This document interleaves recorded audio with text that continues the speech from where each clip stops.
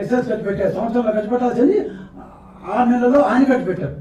6 నెలల ముందు పదవి తీసుకున్న ఈయన ఎలాంటి ఆమోదం జగన్మోహన్ రెడ్డి గారు రాష్ట్రపతి ఇచ్చారో ఇవ్వలేదో మనకైతే తెలియదు, కానీ ఏం చెప్పరు కదా, తెలియదు. కానీ 300 కోట్ల రూపాయలు ఉన్న బడ్జెట్ ని 475, 500 కోట్ల రూపాయలకి వైద్య లాక్ వస్తే 500 కోట్ల రూపాయల నుంచి 1777 కోట్ల రూపాయలకి 1772 కోట్ల రూపాయలకి 1772 కోట్ల రూపాయలకి కరుణాకర్ని తీసుకెళ్లారు.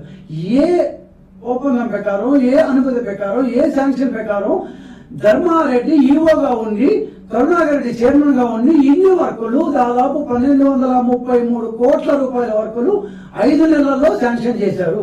పోనీ శాంక్షన్ చేసిన లిస్టుల్ని, వర్కుల్ని, దాని వివరాల్ని వెబ్సైట్ లో పెట్టారా? వెబ్సైట్ లో బోర్డు రిజల్యూషన్ కూడా పెట్టమనేసారు. అప్పటిదాకా పెట్టేవాళ్ళు